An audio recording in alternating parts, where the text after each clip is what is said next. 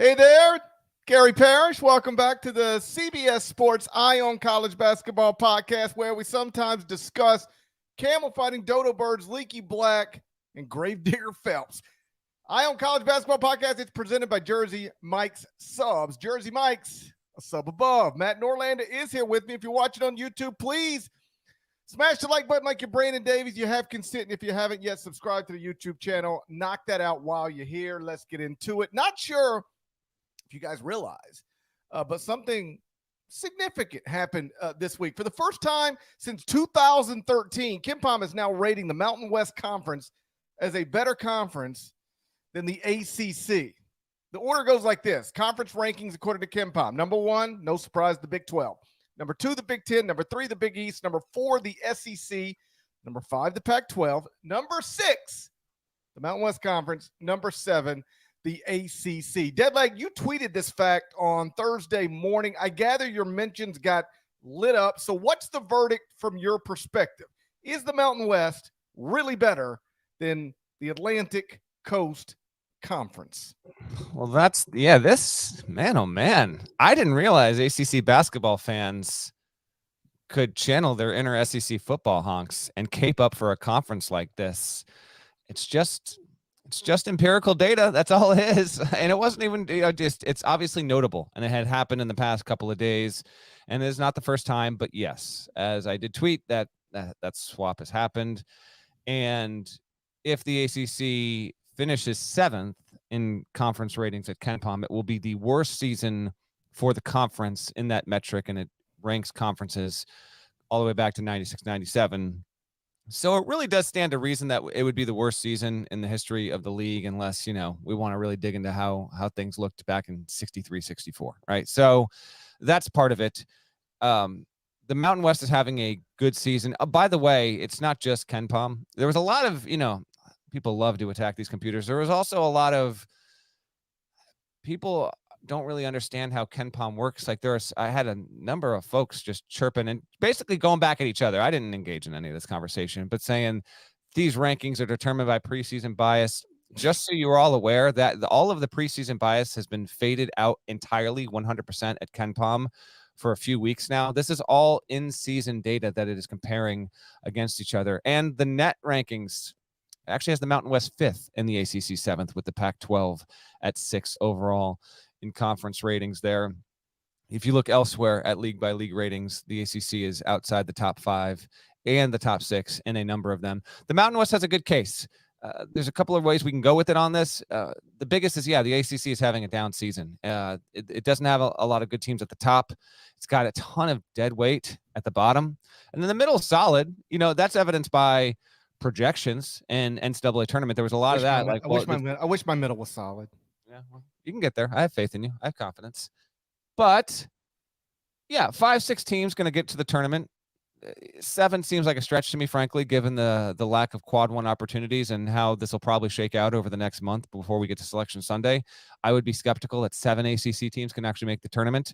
I think 5 is most likely and 6 is on the table. But this is also a byproduct of having 15 teams in your league. You got this many, you're going to wind up having, and some of it, there was a lot of, okay, take Louisville out. Where does the ACC rank? That's not how this works. You have Louisville in the league. Okay. If you're going to do that, take Virginia out. And how's it going to, you have to count Louisville. It's historically awful. It's flirting right now. It's 304th at KenPom. If it finishes at that, it will be the worst Big 6/power conference team finish ever. It would set the record narrowly, but it would set the record. So I get all that, but Notre Dame's terrible. Georgia Tech is terrible. Virginia Tech has fallen off a cliff. Florida State's not good. Boston College isn't good. So you've got the bottom third of the league that is dragging you down. Conversely, the Mountain West benefits because it's not one, the teams did well outside of league play. Collectively, the Mountain West had one of its better non-conference winning percentages that it's ever had. And then you've got teams that have Wyoming's been bad, undeniably, and that's just been a mess. It's been a terrible situation there. And Colorado State has been a huge disappointment. But UNLV's done well. San Jose State is good for the first time like ever. Air Force just lost some games recently in conference play, but even it had played better as of late, in addition to the fact that it has 5 teams in the mix to go to the NCAA tournament. I think the ACC will send as many or more than the Mountain West. I think the Mountain West is going to ultimately, your best case scenario there is 4. I don't really think 5 are getting there, GP. And the ACC more likely there, but it is the entirety of the conference. These rankings, these algorithms, these computers, they don't care about anything other than what the data is presenting. And what the data is presenting is that the Mountain West, on balance, on the whole, is narrowly ahead of what the ACC is this season. And that's just the breaks. It doesn't mean that the ACC won't. A lot of okay, all the ACC stinks. We heard this last year. How'd that work out for you? Duke and Carolina in the Final Four. Doesn't mean. I think you don't see the forest for the trees in that kind of example, because those are also smaller sample sizes. This is just looking at the context of months and months and weeks of data. And right now, the ACC is behind the Mountain West. It just is what it is, man. It doesn't mean the ACC can't send 3 teams to the second week of the tournament. That obviously can happen. I think I'm way in on Miami. I think Virginia's good enough to make the Final Four, but top to bottom. The bottom team, the worst team, counts just as much as your best team. And right now, the Mountain West has been a better league. What I hear you saying is that the ACC's quickest fix is probably just to kick Louisville out of the league, send them to the Southern Conference. Is that what you're suggesting? No, those are your words. But listen, if you want to get hairy with it, I'm all for it. It is a problem having 15 teams. This is going to be something, by the way, that the SEC and the Big Ten are going to discover in 3, 4, 5, 6 years from now, when those are 16-team leagues. You will have anywhere from 2 to 5 schools on an annual basis bringing your conference down. Now you'll have higher inventory, so you'll have a good chance at getting 6, 7, 8 teams into the tournament. Like, you'll have a good chance, but you will also have some real dregs of the conference that are going to just sag your metrics. I don't think the biggest problem for the ACC is having 15 teams, because the majority, in theory, there's literally nothing that prevents most of your teams from, regardless of how many you have, from having strong computer numbers. I mean, the Big 12 is maybe going to get 80% of its league in the NCAA tournament. Now, I know not as many teams, but still, like you 80% of your league, the Big 12 is proving can be good. The biggest problem for the ACC is some of its best programs, historically speaking, are not doing well right now. Most notably Louisville. Like, Louisville's one of the best basketball programs of all time, and like has won a national championship within the past decade. And I mean, it's 304th at KenPom. I mean, it's unimaginable for them to be as bad as they are. Like, if you go back to 1984 and tell somebody, yeah, Louisville's going to be this and Georgetown's going to be this, it's like, what? But here we are. Beyond that, North Carolina is one of the biggest brands in the sport outside of the top 30 at KenPom. Florida State has consistently been good under Leonard Hamilton. Not so much past 2 years, especially not this year. Notre Dame was consistently good under Mike Bray. Not right now. Georgia Tech had, a couple of good seasons under Josh Pastner. Right now ranked outside of the top 200 at KenPom. So when you only have one team in the top 25 of KenPom, and some of your strongest brands are really struggling relative to what they're supposed to be, that's how you get where we are today. Like you said, the Mountain West is 5th in the net. ACC is 7th. So the Mountain West, I think the 2 most prominent computers that get referenced, the Mountain West is ahead of the ACC. That said, I'm not actually convinced that the Mountain West is a better basketball league, even in this season, than the ACC. I know what the computers say, and I'm not trying to argue with the computers. I know you were trying to explain to folks who were going back and forth on Twitter how computer works. As somebody who ranks 26 teams every morning and tweets it, just trust me when I tell you, I don't mean all fans are dumb, because they're obviously not.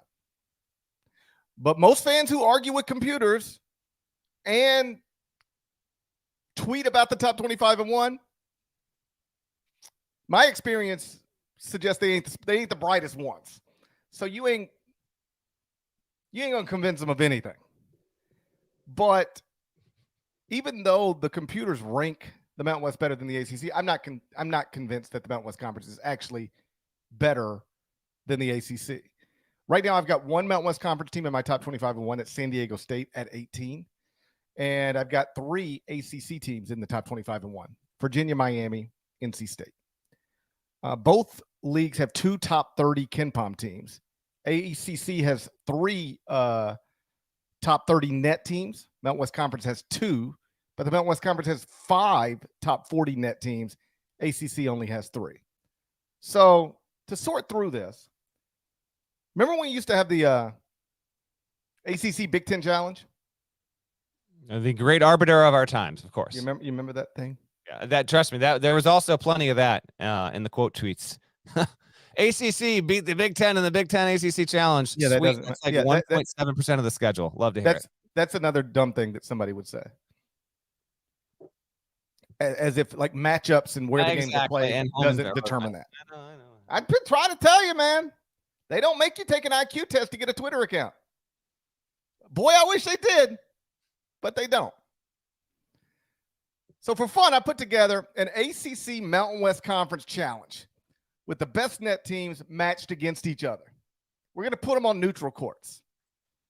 The Mountain West Conference has 6 teams in the top 100 of the net. So, like, I made this a 6-team deal because we don't need to go further than top 100 of the net. Fair enough. We're not digging. Okay, we're not digging down to Air Force here. All right, fair enough. Yeah, I'm not going to put Louisville against Air Force. All right. The Joe Scott disrespect on this podcast will not cease. I'd love to see Louisville against Air Force. For the record, I'll take Air Force. 6 games. Top 6 teams in the ACC against top 6 teams in the Mountain West Conference. Neutral court matched up against each other. Again, this won't prove anything, but I think it's a fun exercise. I'm going to let you pick the winners of these games, okay? Yeah. The first game on a neutral court let's put all these games at the Pentagon. Now, let's tour around the country here. Let's go. The first one, we're going Wellsboro, Pennsylvania. Here we go. Okay. We got Virginia versus San Diego State in Wellsboro?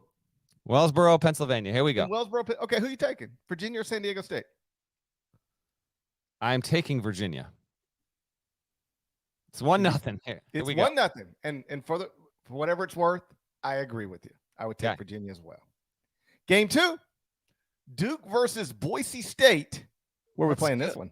We're going to go Poplar Bluff, Missouri. In Poplar Bluff, Missouri, Duke versus Boise State. Who are you taking?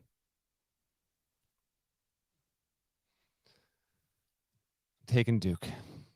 Okay. You see where we're going here. I'm not overly confident in it, but I'm taking. Is Derek Whitehead available? No. I'm still taking Duke. Okay. It's 2-0 ACC. Off to a nice start. They should maybe try to make this happen. Get some confidence back in your league. Here we go. Game 3, Miami versus Nevada. I got just the spot. Where you want to play this one? Fergus Falls, Minnesota. Here we go. Okay, we're taking Miami. Boy, imagine having to leave Miami and go to where? Where are we going again? Fergus Falls, Minnesota. That's right. I'm sure it's beautiful. Miami against Nevada in Fergus Falls, Minnesota. Who you taking? Gosh, they should just put us in charge of scheduling. You know what? We're gonna. There is a chance there's going to be an upset in this mix. I'm going Nevada in this one. Okay. Yeah, Steve Alford's getting it done. We're going Nevada. They're hot as of late. Yeah, give Nevada the win. 2-1 ACC heading into game 4, which is NC State versus Utah State. Where you want to play it? Roswell, New Mexico. In Roswell, New Mexico. Is this a somewhat home court advantage because Utah State would be somewhat used to playing in the state of New Mexico? I feel like you got to move it. All right, we're moving it. Let's go Billings, Montana. In Billings, Montana, NC State against Utah State. Who you taking? Keep in mind, one of these teams has Turquavion. I know. I got to go NC State in this one. Utah State does not have a quad 1 win yet, so hasn't proven it yet. That's an NC State victory. 3-1 ACC. Game 5, North Carolina versus New Mexico. Where you want to play this one? We're gonna go up to let's go up to my old stomping grounds. We're going to Burlington, Vermont. We're going to play this one in Burlington, Vermont. It'll be North Carolina versus New Mexico. Who you taking? Everyone's going to take North Carolina, and New Mexico's going to win. That's what's going to happen here. That's exactly what's going to happen. I'm going to Mexico. And Armando Bacon is going to scold his teammates after they lose. There's going to be. Here's what's going to happen. To New Mexico. Six guys are going to show up for this game because everyone else quit. And UNC's not going to bench. We haven't got an update on that yet. Do we know if anybody quit? We don't have an update. Text Leaky and find out if everybody quit. What if I haven't heard from Leaky? I gotta believe Leaky's sticking around. I gotta believe it. Yeah, but Leaky does not strike me as the type that would quit on his university. I would agree with that. I would agree. Hey, listen, the Lobos have a win at St. Mary's, which we will get to, by the way. So they have a high quality non-conference win in addition to winning at San Diego State. Yeah, why not? New Mexico over UNC. Deal with it. Okay, so it's 3-2 now. Oh, wow. Okay. Okay, we're going into game 6. It'll be Pitt versus UNLV. Where you want to play it?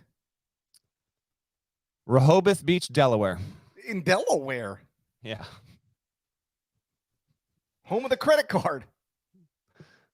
Who's the Mountain West? Okay. What? I think every credit card I've ever had, you got something to do with Delaware. Oh, okay. Is that true or not? Am I making that up? I feel like Delaware is the home of the credit card. You might be making it up. Who's the Mountain West opponent here for Pitt? It's the home. Delaware is the home of President Biden. Is that true? Yes. Aubrey Plaza. If you say so. And credit cards. Rank those 3 things in order, in whatever rank them. President Biden, Aubrey Plaza, and credit cards. I'm going to pass on the ranking, but thank you. I'm going to pass. Pitt versus UNLV in Delaware. That's going to be Pitt. That is Pitt for sure. UNLV's flying cross country. Yeah, that's ACC wins 4-2 on our national barnstorming tour of a highly desired. You didn't even know how much you wanted an ACC Mountain West Challenge. 6 teams apiece only, but the ACC has it. I get the point, and I know you get this too, but as a reminder, it's every team. That's what this is. So if you want to chop each league off at the knees and say, let's go top 9 versus top 9, then yeah, there's no doubt about it. I'm taking the ACC versus the Mountain West. But because there's irregularity here, the ACC has 5 more teams than the Mountain West. That the Mountain West benefits from that. So yeah, I would agree with that. But it doesn't get around the fact that the ACC is struggling mega. I mean, here are the notable wins in non-conference for the ACC. Virginia's got some good ones. Baylor and Illinois. It's also won at Michigan. Okay.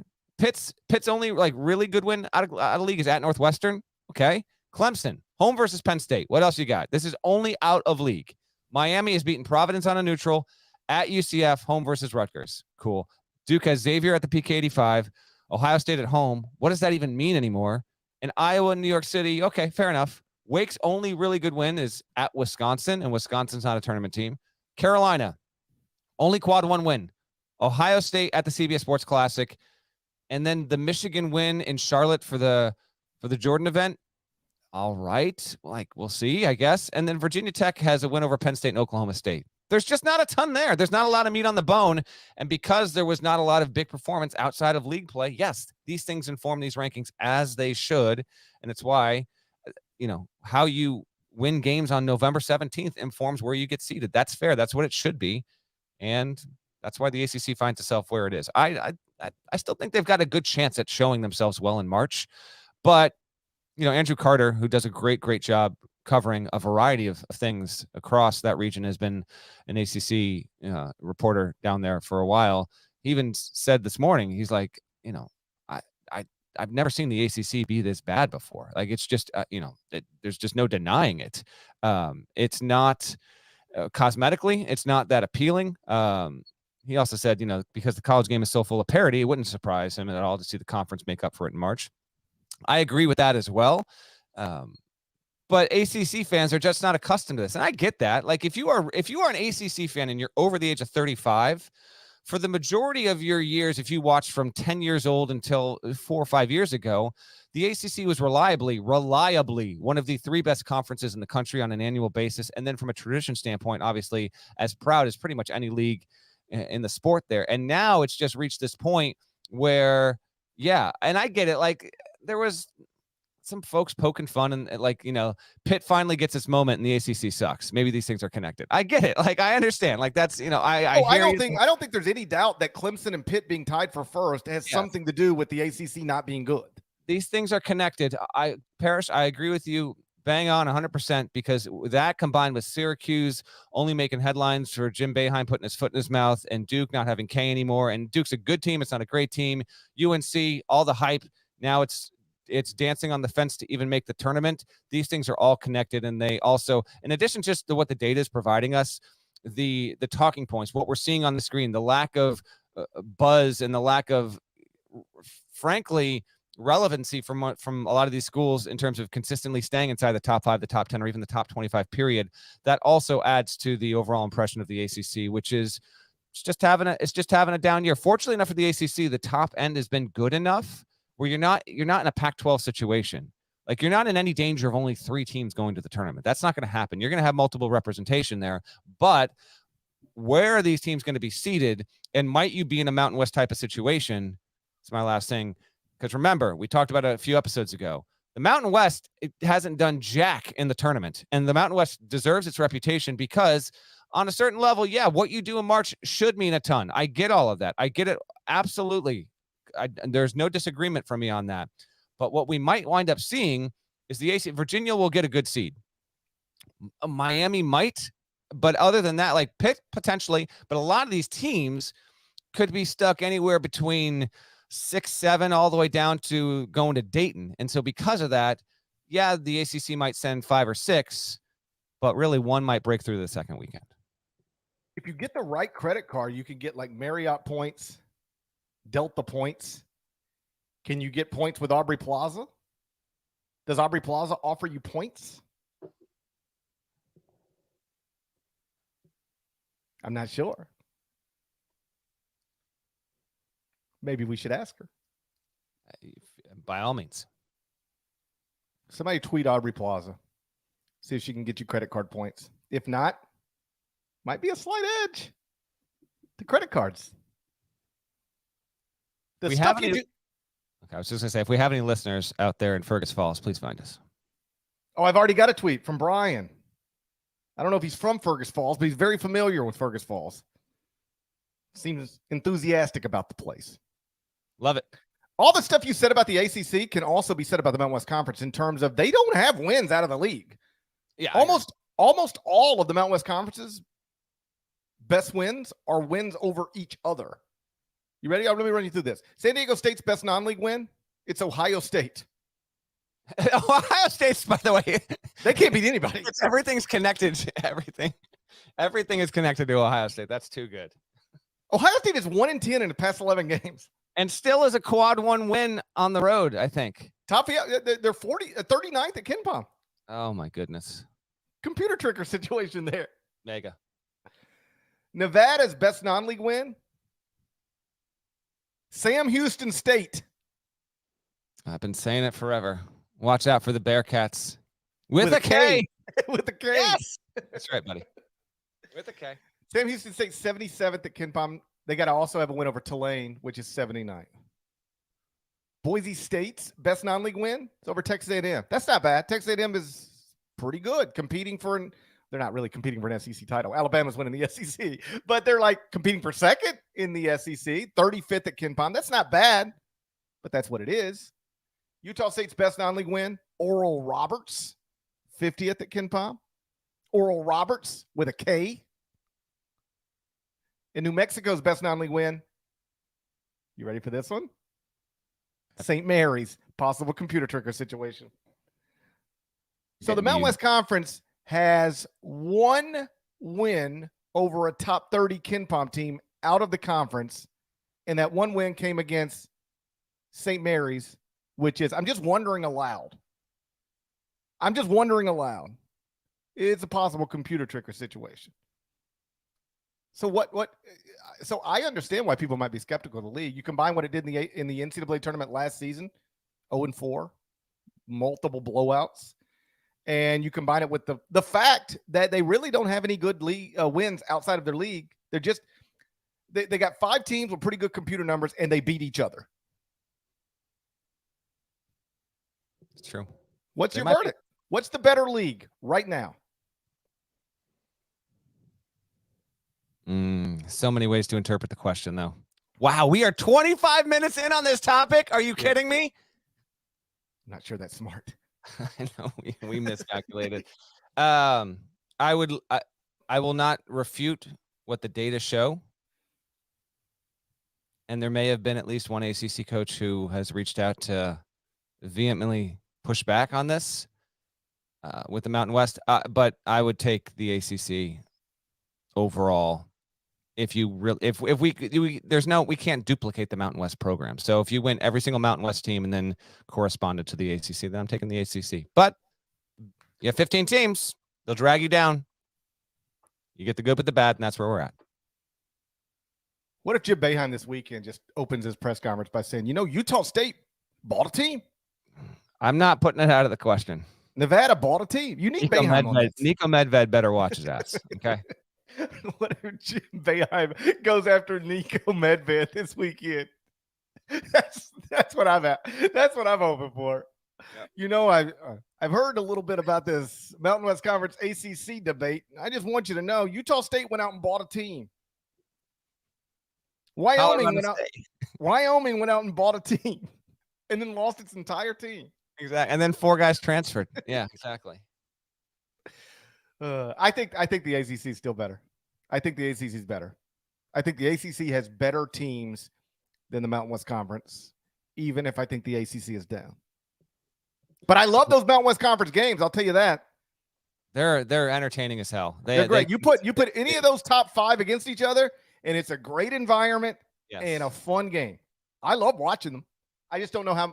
I would still take the top 5 or 6 of the ACC over the top 5 or 6 of the Mountain West Conference. And I understand the bottom of the league matters, but I still think you chop it up however you want to chop it up. I'll take the ACC. Last thing. Now to cut this and let's put it to Twitter. ACC versus Mountain West in the NCAA tournament. Let's guess how many tournament wins for each conference. Tournament wins total. I will say, give me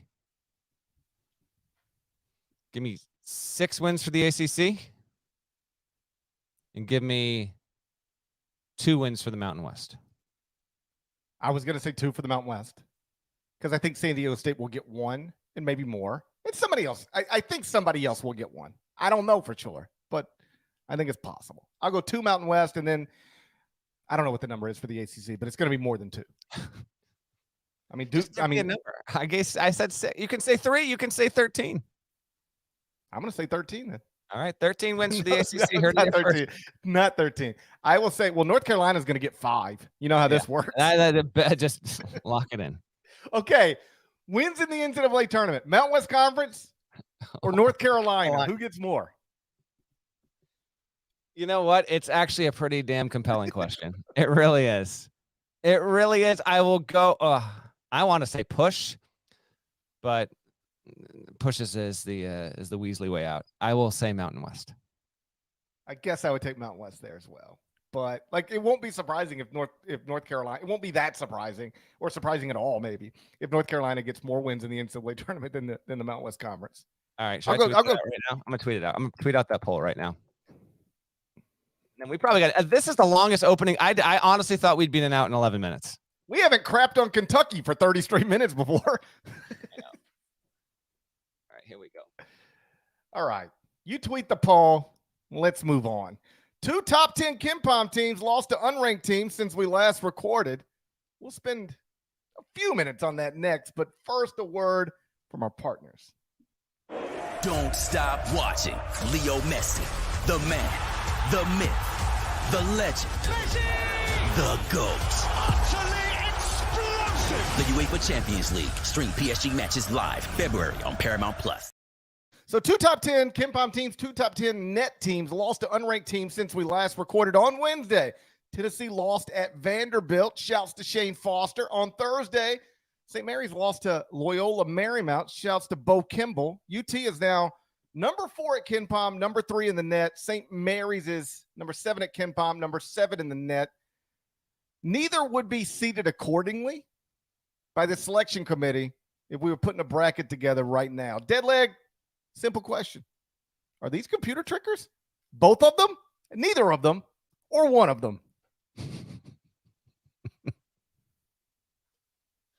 Let's go. Upper Plaza can't get you points is the thing I can't stress enough. Tennessee. Here's the thing with Tennessee. They're not good. They got a night. Tennessee's not good. Tweet that out. Tweet that out while you're tweeting. I already have, by the way. Put a poll together. Who wins more NCAA tournament games this season, North Carolina or the Mountain West Conference? P.S. Tennessee's not good. The tweet's already gone out, so the time has passed. They're one of the most uninspiring 19-5 teams I've ever seen in my life, and they're the number one rated team. They're the number 1 rated defensive team in the country, and it's not arguable at this point. Although, right there at St. Mary's is not that far behind them on defense. I don't know. At St. Mary, we'll get to them in a second. Tennessee, I guess Vandy was due, right? Had lost 12 in a row to the Vols. They pull out a buzzer-beating win, and the shot got off from the corner. 0.1 second left. It was almost a win. But if you're Tennessee and you're really good, you're a top 5 team, you're not in that position to begin with. I know you're on the road. I know it's an in-state battle, but you're up on Vandy by 10 with 20 seconds to go. That wasn't the case though. So 2 losses in the past 3, and Tennessee also got handled at the O-Dome on February 1st. So lost 2 of the past 3. And then the win was a 46-43 ghastly arrangement against Auburn. So yeah, there's some computer tricking going on with Tennessee. I'm starting to believe, though, that everyone is going to fade Tennessee, and then that's going to lead to Tennessee making the Final Four. That's what's going to happen. Everybody's going to be like, oh, you can't trust them, and then they'll play North Carolina in the national championship game. Exactly. That's Vols heels for the title. Exactly. That's where we're headed. So a little bit on that. St. Mary's, listen, you're almost certain, unless you're a West Coast listener, you were almost certainly in bed when this went down, but Loyola Marymount has picked off Gonzaga and St. Mary's in the same season for what I'm going to guess is the first time since 91. Jared Burson would never guess on such a thing. I'm guessing right here. St. Mary's and Gonzaga same season. Shouts to Stan Johnson. The Lions have they've had a couple of losses that are regrettable inside league play, but they've got some good wins there, and that's really, really cool for them. St. Mary's, you come off the big OT Gonzaga win and then play 5 days later, and it's on the road. I get it. Loyola Marymount was a top 100 team going into it. It's not a gimme, but you get picked off there, and it's the first of 3 games on the road. So if you want to circle back to your talking point with the Gales being computer trickers, you've earned that, and the floor is entirely yours. I tweeted on Wednesday night after Tennessee lost at the buzzer. First, let me ask you this, because there was an intense argument in the CBS broadcast center between Chris Walker and Wally Zerbiak about whether Tennessee should have helped off the shooter in those final seconds. I won't tell you who was arguing which side, but what side are you on? Do you not help to try to stop the driver and leave an open shooter in the corner? Or do you help and just live with the result? I would help and live with the result, particularly given time remaining. Plus, Julian Phillips didn't capitalize there late. But I would help, and then you live with it. They barely got the shot off. That's right. I think I agree with you. You help, and then you live with what happened. And it literally 1/10 of a second later, the shot didn't even get off. So I think you live with that. But it was usually somebody will back down. Nobody was backing down on this one. Wally Zerbiak was saying that is at every level of basketball, you are taught to help from the weak side. And so that Tennessee played it right. And then just got burnt. Chris Walker was arguing you cannot leave that shooter. You're ahead by 2. Make him make the layup. Worst case scenario, you go to overtime. But once you help off the shooter, you're putting yourself at risk of losing the game in regulation. I guess both are sensible on some level, but I think I'm on the side of, yeah, you help, and maybe the guy didn't even get the shot off, and if he does, you live with the result. Either way, I tweeted on Wednesday night that's now 4 losses to sub-40 net teams for Tennessee, which is a lot for a team whose fan base, at least, thinks it should be a number 1 seed in the NCAA tournament. I ever tell you about the time Tennessee fans couldn't stop calling me an idiot because I had Alabama ranked ahead of Tennessee? Every week. Woo! Woo! I ain't heard from them over the past couple of days. Not a single one. I think the internet's out in Knoxville. Here we go. We got to get broadband issues. Got broadband issues, 5G issues in Knoxville. Hopefully they'll get that figured out at some point. So I tweeted that's 4 losses to sub-40 net teams for Tennessee. And in those losses, the Vols are averaging just 60.3 points and shooting only 34.7% from the field. Now, in fairness, Kentucky has moved up to 40th in the net somehow, some way. So make it sub-39 net teams. Tennessee now has 4. And the Vanderbilt men's basketball account tweeted back at me.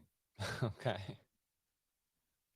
And said, quote, good win for Vanderbilt, you mean? That happened to me. It found me too. I can't remember what it was. Oh, I can tell you right. I can tell you what it was, because let me bring up the Vandy schedule here. Because someone lost to Vanderbilt. Who did Vanderbilt beat? Oh, so that was Vanderbilt. Oh, Arkansas. So Vandy beat Arkansas a month ago. And so I had some sort of tweet where I said, after Arkansas loses to Vandy, Vandy, and then I continued my thought. And so then the Vanderbilt Twitter account just replied to me, Vandy. And then and then I gave it a day, and I tweeted back, and I just said, Vandy. I wanted to tweet. I wanted to pop, but like, don't pop off at me, Vandy men's basketball. You know what? Account. I like the sass. Keep being sassy. The person behind that. Bring it on. I like. Now, here's the thing. I like Jerry Stackhouse. So there's no way I can reply to that. You have no choice but to say you like Jerry Stackhouse, because if you don't, he will block you. Jerry Stackhouse ain't blocking me. I know. I'm in the clear as well. But it's been known that me and Jerry Stackhouse follow each other. We're not blocking each other. There we go. All right. So there's no way for me to properly reply to that Vanderbilt men's basketball account without crapping on Jerry Stackhouse, which I did not want to do. I would just bring attention to something that would end up being interpreted as an indirect shot or perhaps a direct shot at Jerry Stackhouse. I didn't want to do that. But if I were going to reply, what I would have replied with is something along the lines of, congrats, Vanderbilt, on improving to 2-7 in quadrant 1 games. Your congratulations on moving up to 100 in the net. Now you're only 3 spots behind Cornell. You're only 5 spots behind UC Irvine. You're only 16 spots behind Furman. Stop disrespecting me, bro. You're only 39 spots behind Sam Houston. Congratulations. Maybe, just take your win. And when I'm trying to point out something about Tennessee that is undeniably disappointing for a team that's top 10 in the computers, maybe just be quiet. Now the social media admin's got GP on a bender. He's not going to forget this for 5 years. I'll never get over it. This is the thing that happens, and it's not, let me be clear. It's not true with Vanderbilt. I love Jerry Stackhouse. I hope I've made that clear. I hope I've made that clear. People always accuse you of having these biases, right? I get accused of having an East Coast bias all the time. I live in the South. I get constantly accused of having an East Coast bias. My favorite one was the other day. Arizona fan, these geniuses. I have Kansas and Texas both ahead of Arizona in the top 25-1, which is easily easy to defend. Yeah. Easy to defend. Guy tweets me and says, there you go with your East Coast bias. It's not like I put Providence in Delaware ahead of Arizona. I'm not from the East Coast, and the two teams that they were complaining about are also not in even the Eastern time zone. Geniuses.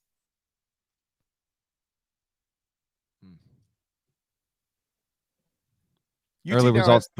UT now has 3 losses outside of quadrant 1. 3 losses outside of quadrant 1. St. Mary's, by the way, has 4. Do you realize no other team in the top 20 of the AP poll has more than 1? No other team in the top 20 of the current AP poll has more than 1 loss outside of quadrant 1. UT has 3. St. Mary's has 4. It's a possible computer tricker situation. We're keeping an eye. Let's pick some games. Nada. Update me on these records. How big is my lead now? Well, you don't have a lead yet. Damn it. One day I'm going to ask that question, and he's going to be like, you got a 3-game lead, GP? That might be next week. You went 4-1. 4-1. Who's having a better week, me or Tennessee? Well, you by default. Tennessee hasn't had a good week at all. They lost to Vandy. Vandy? What are the records right now for those that don't catch the graphic on social media? Where does GP stand, and where do I stand overall this season? You are Norlander. You are 40, 25-2. GP is only 1 game back. Oh, I'm coming. 39, 26-2. I'm on an upward trajectory. My friend John Rothstein would describe me as somebody on an upward trajectory. He might even tweet buy stock now. Let's just go. Here we go. Buy stock now in GP. Game 1. Saturday, 1 p.m. Eastern, number 9 Kansas at Oklahoma inside the Willie Warren Center. You can watch it on CBS. It's America's most watched network. It's the network of stars. KenPom has it Kansas -2. If it's possible that Tennessee is the worst 19-5 team ever, could it possibly be possible that Oklahoma is the best 12-12 team ever? This team destroyed Alabama 2 weeks ago, and it's 12-12, and it has lost 6 of its past 7 games. I don't get it. And it's actually said a few instances this year where, by the way, Sam Houston State took them out. Shouts to the Bearcats with a K. I got to take Kansas in this spot, but it feels like a distinct possibility that Porter Moser's I almost called him his Hoosiers Sooners. It is a Friday, friends. It is a Friday. I will go with Bill Self and the Jayhawks on the road straight up. I'm going to take Kansas on the road as well, laying 2 points. Game 2, Saturday. You ever notice that when I was thinking about this the other day? It's all like it's like, yeah, we got picks for, and we rarely explain why we're picking a team. We just say a team. And we're just trying to give you a heads up on when these games are and That's who we all might it is. like. It's not really about picking the games with any sort of intelligence. We're just 40, 25-2 is completely circumstantial. I cannot emphasize this enough. It's really, this is really just a device to talk about some games. We don't really care about picking them, but they tell us that people like it when you pick games. So here we are. Mm-hmm. It would be nice if you could get points from Aubrey Plaza, though. You know? Game 2. Saturday, 2 p.m. Eastern, number 3 Alabama at Auburn inside Chris Porter Arena. You can watch it on ESPN. KenPom has it Alabama -3 on the road. Yeah, this is the game day game, and it's a 2 Eastern tip. The jungle will be ready. Auburn, it's a prove-it situation here. All right? You're quick here. 10 seconds. Quick thoughts. Tigers. How computer trickery are they right now, in your opinion? I have them outside of the top 25-1.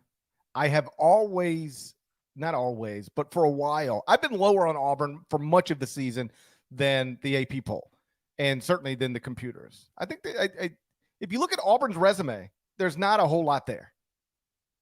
I would agree. The Tigers have lost 4 or 5. The only win in that span at home against Georgia. Best wins this season, a neutral court win over Northwestern out in Vegas, out in Mexico back in November. And they won against Arkansas. And Arkansas, until a minute ago, hadn't won on the road. Auburn is not above 500 in the first 2 quadrants. 7-7 in the first 2 quadrants, and 5 of those 7 wins are in quadrant 2. Reminder, it only scored 43 points against Tennessee last week. And then actually it flipped, and then on Tuesday it got involved in a game. It was a quality game at A&M, but A&M wound up winning. So Auburn's got to show it in a big spot here. I got to see it before I can pick the Tigers. I will take Bama to win on the road straight up. And I don't think they'll run him out of the gym or anything like that, although Bama's been ridiculous. They're number 1 in my power rankings right now. But I don't think the game will be in doubt with 2 minutes to go. Give me the Tide. Let me put some numbers on Bama. Has been ridiculous. Alabama's 11-0 in the SEC. 10 double-digit wins. They are treating the SEC the way the great Gonzaga teams treat the WCC. 11-0, 10 double-digit wins. Average margin of victory in the SEC for Alabama, 22.3 points. That's right. In the past, look at this. It's in my graph, in my capsule. Past 12 games for Bama, the average score in a game that Bama's been involved in over the past 12 games, 85-63. Beat Mississippi State by 11, Ole Miss by 22, Kentucky by 26, Arkansas by 15, LSU by 40, Vandy by 12. Take that, Vandy. Missouri by 21, Mississippi State by 3, Vandy by 57. Take that, Vanderbilt men's basketball account. It's an admin L right there. 57. 57. LSU by 10, Florida by 28. They are bombing everybody. It's the best league start for Alabama since 1955-56. You see the quote from Nate Oates? He said, I don't know who was in the SEC back then, but I know we got a good league now. But they're making it not look like a good league. I agree with Nate Oates. The SEC is a good league with good teams, and they are bombing everybody. KenPom now projects Alabama to win the SEC by 4 games. And if that happens, most lopsided conference SEC race since trivia time. Oh, okay. Hold on. Before the trivia time, you said it was 56-57? No. Okay. No. I know. NATO. Yeah, 55-56. 55-50. I'm gonna give it to you right now. Okay. SEC, no trivia time, just a rundown. SEC and 55-56. Here are your teams in order. Bama ran the table, 14-0. Kentucky was 12-2. Vandy, okay. Vandy 12-3. Tweet that. Give them credit. Tweet that Vanderbilt men's basketball account. Shouts to 55-56. Auburn 8-6. Tulane went 7-7. Georgia Tech 8-8. Tennessee 7-8. Mississippi State 6-8. Louisiana State, good old LSU 6-9. Nice. Florida 4-10. Ole Miss 4-10, and then Georgia. That's been bad for a long time now. Georgia went 1-8. How is Georgia bad no matter the decade? Georgia's bad. Georgia went 1. Here's what I don't get, and we don't need to spend any more time than after I say the sentence. Bama played 14 league games. Georgia played 19. They went 1-18. I don't get it. Who knows what the hell they were doing in the 50s? COVID. Alabama had games canceled because of COVID. All right, there we go. What's the trivia time? If Alabama wins this by 4 games, the SEC, it'll be the most lopsided SEC race since when? So the last time an SEC school won at least 4 games above the rest. Won the league by at least 4 games. My first instinct is to say the undefeated Kentucky team. That's right. 2015 Kentucky with Karl Anthony Towns and Devin Booker. Okay. Won the league by 5 games. And Alabama is pushing in that direction. All that said, I'm going to take Auburn at home. Oh, okay. Look at you. This isn't even game 3. I respect the jungle. I think Alabama is clearly the best team in the SEC. I think Alabama might be the best team in the country, even if it doesn't have the best resume. Purdue has the best resume. Alabama might be the best team in the country. I respect the jungle. As a man who has spent time in the jungle, I respect that place. I'll take Auburn at home. Game 3, number 21 UConn at number 23 Creighton. It's inside the Connor Oberst Center. You can watch it on Fox. KenPom's got it Creighton -1. Connor Oberst from Omaha? It's true, yes, of course. Did not know that. Yes. Good stuff. folks. If you kids out there, if you're not familiar with Connor Oberst, go find him. Especially if you're disgruntled. Yeah, I know you got to be in a certain headspace. All right. Some of those early Connor Oberst songs are. Yeah, let's. I just want to give him a hug. Yeah, you know? I know. It's a different kind of deal there. But let me be clear. I love Connor Oberst. I think like genuinely one of the best songwriters of a generation. I believe that to be true. Very, very good songwriter for sure, but not exactly something you're going to be dialing up to 9 before you get ready to watch UConn. Don't play it at a party. No, not what we're doing here. I think this is going to be the first game 3 in a while where you're going to be satisfied because you'll probably naturally want to pick against me instead of going against your instinct there. I'm going to take UConn on the road here to win straight up. Some of this is going to probably be influenced by having just watched UConn in person dismantle Marquette. UConn won the first one that was about a month ago. That was at Gamble. And yeah, Creighton's really, really solid. We had a really fun dribble handoff that went up on Thursday where we did our own college hoops mock hypothetical trade deadline, and I sent Baylor Shireman to Duke. So I gave Creighton Mark Mitchell. So let's be honest, he belongs at Duke. Exactly. Well, it worked on a number of fronts. A Blue Jay for a Blue Devil. Shire gets Shireman, and they need a white dude who can shoot. So that it just seemed to make sense there because Duke's actually a terrible 3-point shooting team this season. But in the real world, Baylor Shireman, as far as I can tell, he's still planning to suit up and play for the Jays here on Saturday. I expect a really, really good game. Big East is the top 5-6 teams in the Big East are giving us just really compelling matchups weekly. This is another really good one. I will take UConn, setting you up for what I'm thinking you were going to take anyway, and that would be Creighton to cover at home. You sound like somebody who doesn't know how to sort data at barttorvik.com. Okay. Because if you could sort data at barttorvik.com the way I can, what you would know is that Creighton is 10-2 since Ryan Kalkbrenner returned from a case of mononucleosis. Can you say that last name one more time for me? Ryan Kalkbrenner? All right, cool. What do you think I said? I think you were good, but the first 2 or 3 there might have been a little bit tricky. That's all. Omar Samhan. Yeah. Ryan Kalkbrenner.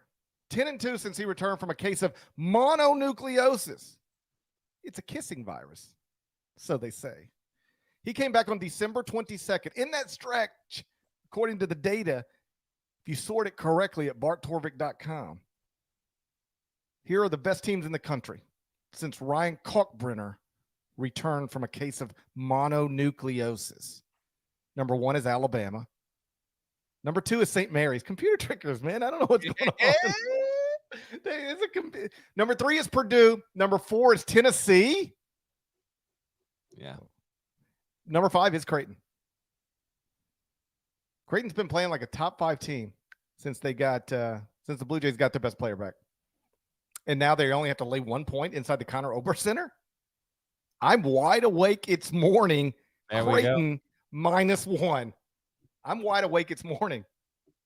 Dead leg. I'm taking Creighton because I have to, but also because I want to. Game 4, Saturday, 4 p.m. Eastern. Duke at number 8, Virginia, inside Jack Jones Arena. You can watch it on ESPN. KenPom has it. Virginia -6. That's a big number for a low possession team. That is a big number. Are we getting Dariq Whitehead vibes here? We thinking he's going to return for this one? I don't personally have any Dariq Whitehead vibes. I got big Dariq Whitehead vibes here. I'm going to say he's back. I'm going to say he's here. He's back for this one. He returns, comes off the bench, is a factor, but JPJ, it's a tough spot down there in Seaville. I will go. How about this though? I will say it's at 6. So again, as a reminder, all of our lines are KenPom projections because the actual Caesars lines that you'll see on your CBS Sports app, they don't get released until Friday, late afternoon, early evening. I feel like this number, when it actually comes in, is going to be UVA like -4.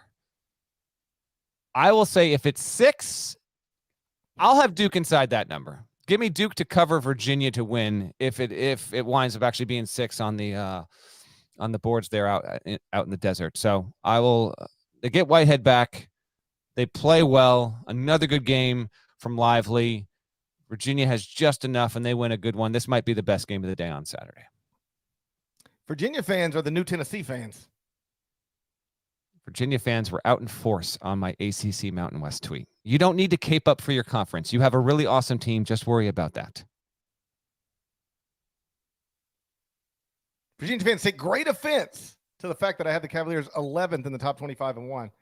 Never mind that they're 14th in the net, 14th at KenPom, 16th in Sager, and 15th at Torvik. Crazy to have them outside of the top 10, even though just about every computer does. Virginia's 4-4 in quadrant 1, so not above 500 in the first quadrant. They do have no additional losses. 4-0 in quadrant 2, so 8-4 in the first 2 quadrants. That's good. But the only top 25 KenPom team Virginia's beaten all year, Baylor, back in November. Now, in fairness to Virginia, that is because they don't get to play top 25 KenPom teams in the stinky ACC. KenPom has Virginia 14. Next highest ACC school is Miami at number 30. In the net, it's Virginia 14, Duke 29, Miami 31, NC State 43, UNC 44, Pitt 52, Clemson 70. So Virginia is tied for first in the ACC right now with the teams that are 52nd and 70th in the net. Tweet that, Vanderbilt men's basketball account. That's that pretty much. That was my exact conclusion to that statement. Yep. No doubt about it. Who are you taking? Who'd you take? It doesn't matter. This is game 4. Virginia. You took Virginia, right? No. You took Duke. You took Duke. Yes, I took Duke. Okay, I'm going to take Virginia. Okay, you're allowed to take Duke. Yeah, I want to take Virginia. Okay. It's in Jack Jones Arena. What are we talking about? All right. Do you see what happened to Duke the other night, Monday night? Oh my gosh! It's also really a subplot to this game is how does Duke recover after getting just de-pantsed by Miami? Gosh. The only team that could take a loss like that and then bounce back and win a game like this on the road is Kentucky. Yeah, it's true. Yeah, I got Duke. I got Duke bouncing back, but that is on the table. If Whitehead does not play, Virginia wins by 14. It would not stun me. You know, Bennett's. It's How about this? If Virginia wins the league, matchup. which it is now projected to do, I believe by multiple games, it'll be 6 ACC titles in a 10-year span for Tony Bennett. Yeah. Tweet that, Vanderbilt men's basketball account. All right, that's enough. Game 5, the and 1. Saturday, Okay. 10 Eastern on ESPN. Number 7, UCLA at Oregon on Luke Ridenour Court. Okay. KenPom has the game Bruins -4. UCLA is 1-7 in its last 8 trips to Oregon. Who won that Oregon game last night? I fell asleep. I never even looked. Oregon was up big. Actually, I got to figure Oregon won. I went to they won 78-60. They were cruising. They beat USC. Beat And them then bad. UCLA had no issue with Oregon State. Beaver Fever, where you at? Wait, tweet that. Beaver Somebody. Fever. Yeah, Beaver. Whatever happened to Beaver Fever? Remember when Beaver Fever was coming for us? He was all on our ass. Boy, they just disappear. I tell you, they just disappear. They do. They get all loud on Twitter. You got these fan base. They loud. Everybody's an idiot except for them. And then they just disappear. Never see them again. It's a wild situation. Who you got? I trust Oregon at home. Is that it? That's the extent of my analysis. All right, Oregon's 4 points. You know what? I'm with you. We're both riding with the Ducks here. I'm a big time UCLA stand this season, and I'm not even putting it out of the realm that I might pick the Bruins to win the whole damn thing once we get to Selection Sunday. Do not hold me to this. I will forget I have said this a week from now, let alone once we get to our podcast tonight of Selection Sunday. But I do think that team has the possibility, potential, the roster, all of it to win it all. But 1-7 in the last 8 trips up to Eugene. Oregon's playing a bit better. The number's big enough. Feels like a toss-up game. We'll both ride with the Ducks to cover there. Heads up real quick. Overall, the weekend is just okay, I think, from a slate perspective. There's nothing on Friday, although you do have Xavier at Butler, and that's Sean Miller against Thad Matta. Miller was on Matta's staff at Xavier when Miller began his coaching career at Xavier. He was at NC State before that, but just a nice little reunion there. Butler's been a bit of a letdown this season, but we'll see if Xavier can do okay in a road environment. Everything else on Saturday, I will be in studio again for CBS Sports HQ starting in the early afternoon. So you'll get a lot of the flurry of action between basically the results around the 2 o'clock hour and then just after 6 is really the bulk of it. Games we didn't talk about, Baylor at TCU. We'll see if the Horned Frogs can kind of going. They're at home here. Baylor's gotten Jonathan Chama. By the way, Jonathan Chama Chachua. We've been saying Jonathan Chama Chachua, but I believe I watched the video of him. He said, "I'm Jonathan Chama Chachua." Well, like he doesn't get to decide. It's his name. He actually does. I don't think so. The only person who ever gets to decide how we pronounce their name is Kofi Coburn. Okay. Many would argue that's the one person who should not get to decide. But yes, his name's Cockburn. His name is Cockburn. He just said, "I'm not going through my whole life like this." That's what happened there. I'm certain of it. Baylor at TCU, 4 Eastern, ESPN2 on Saturday. That's a good one. West Virginia is at Texas. West Virginia, it's like solidly in the field, but it's got at Texas. I think you made this point on Inside College Basketball earlier this week. It's got at Texas, at Baylor, at Kansas, at Iowa State still on the schedule. So this could really swing wildly in either direction here. You got to figure Texas is going to win that game, but we'll see what West Virginia can do. That's a noon Eastern tip on ESPN2 on Saturday. Indiana plays at Michigan at 6 Eastern on Saturday on ESPN. Michigan has won 3 in a row. If it were to beat the Hoosiers, then I think it could have a case that's worth considering there for getting back in the tournament, but it needs to do more. It needs to absolutely do more. And then Rutgers plays at Illinois. That's a 2 Eastern tip on Saturday. Just a good Big Ten game. I brought this up as the lead to my power rankings on Thursday. I can't remember a power conference having just a quagmire for second place like the Big Ten right now. Between Rutgers, Indiana, Northwestern, and Michigan, all those teams have 5 losses, and Illinois. They all have 5 losses. And then Maryland, Iowa, and Michigan State all have 6. And then that's really where you draw the line, except Wisconsin has 7 and it's under 500, but Wisconsin has to play road games against Nebraska and Minnesota and then one against Michigan. But it's still got home games the rest of the way. Don't totally count out the Badgers. That's all I'm saying. There's a chance. There's a chance they could actually get back into the picture if they can win like 5 of their next 6. And I don't think that's impossible. So the Big Ten's just it's a fascinating mess. Everyone chasing below Purdue. And then elsewhere on Saturday, Oklahoma State, Iowa State. Iowa State's been 2 different teams home versus away this season. Oklahoma State's right there in terms of having a tournament resume. I think that's pretty much it among like really notable. Like there's other Clemson at Carolina, I would say is probably worth watching. Carolina's at home. You saw like Caleb Love and RJ Davis took to Twitter to just dispel some rumors and all that stuff, which is good to see. Don't need to get into those details, but yeah, we do. No, we do not. I am not open with that. I'm proud of. I'm not getting into that. That's ridiculous nonsense. I'm not getting into it. If you're interested, go hunt it out. Okay, I'm not getting into that. I covered a team one time. Never mind. Let's just skip it. Let's just go. All right, here we go. Clemson at North Carolina. I was about to tell you a good story. Yeah. Clemson at North Carolina, 2 Eastern on Saturday. Tigers, both of these, like, I think you can make the case that the loser of this game, and it probably will be the case in Palm's bracket, the loser of that game will be out of the tournament projections when we get to Monday morning. So we'll see what happens with that. And that's probably the majority of Saturday that you'd really need to know about. And then we'll see if upsets occur. We'll hit you on the follow-up. And then Sunday, Michigan, Ohio State, 1 o'clock Eastern, CBS. And then we got the Super Bowl. We might as well just pick it for fun. I will go Chiefs over Eagles. Chiefs over Eagles, like 27-17. Chiefs over Eagles, 31-24. All right, so we both got the Chiefs covering. That does not need to be we did the title game, Final 4-1 for college football. Should the Super Bowl be a Final 4-1 count too? You should absolutely do it. Put it in there. So we got 6 games. We picked 6 games this week, including the Super Bowl. We're both taking the Chiefs plus the point. What is it? 1.5? Yeah. Oh, I got a shout out. I said I would do it. Shouts to Tyler Spanier. He tweeted you and I on Thursday night. He might be a father right now as we speak, having a baby in the hospital. Said, "Don't worry, Matt Norlander." In theory, could have been a father even before last night.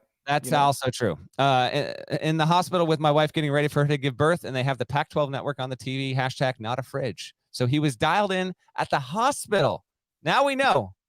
Hospitals and refrigerators, your place to go for the Pac-12. Yeah, I don't know that I buy it. I don't know that I buy it. Sounds made up. It sounds like a made up story. He could have said, I'm at the hospital. My wife is about to deliver a unicorn, and I'm watching the ACC network, and that would have sounded more believable to me than my wife is about to have a baby, and I'm watching the Pac-12 network. Tyler, I want you to know that our listeners are very happy for you. Kevin B says, congrats on the sex. So there we go. He's one of us. He is. Although, I mean, yeah. I guess it could have theoretically been before marriage, but he might have been. This might be child 5 for all we know. I feel like Tyler's one of us. He didn't mention it one way or the other, but I feel like Tyler's one of us. Yeah, probably true. As we get out of here, I can give you the update on that poll here. Hold on. The tweet, Mountain West or Carolina. Right now, go find my Twitter at Matt Norlander. We got 76.5% say all Mountain West teams will win more games in North Carolina in the tournament. 23.5% is actually not that bad of a showing there for the Tar Heels. I'd suggest you win at home against Clemson, which you did for like 7 decades in a row until finally getting picked off a couple years ago. Maybe pick up back on that pattern and help yourself out. Shouts to Devin Downey. Shouts to Chester, South Carolina. Shouts to Huck. Shouts to Larnell. Shouts to Tyler Spanier, one of us. If you're not subscribed, please go subscribe anywhere you subscribe to podcasts, including Apple and Spotify. Leave nice comments over at Apple. 5 stars, a review, type some words. There is more of us than there's more of us than there are of them. You ever watch that show, The Last of Us? You know what it's about? No, I'll get to it. That's after. I got to get through the season. I'll get to that eventually. Yeah. I don't have the time. I understand. I don't really either. If you're not subscribed to the YouTube channel, knock it out while you're here. Smash that like button, and we're going to talk to you again. We don't know when we're going to talk to you again. Don't know. We got to figure that. We will talk. When the show ends, we will talk offline. I don't know when the next podcast is coming. You will get it, but we have not figured out this. There's stuff. What if they don't get it? What if there is never a next podcast? It's on its way. It's on its way. But we just don't know between all of our schedules. It could be early Sunday or later Sunday or Monday. Correct. Yep. Sounds like it's going to be one of those. How about 6:35 Eastern on Sunday? Let's go head to head against the Super Bowl. Hey, everybody, put your Rotel down and turn off Patrick Mahomes. We will not be going head to head with the Super Bowl, but it'll be there. And how about this? If you are subscribed to the YouTube channel and you have dinged the bell, you will literally get the alert when the show goes live. That's the best way to catch us and to follow us in real time. That's your incentive. Mm-hmm. Although I'm not sure the alerts work. We really started this show for 30 minutes talking Mountain West ACC. We'll do it again. Whenever we do another podcast, we might do it again. Bye.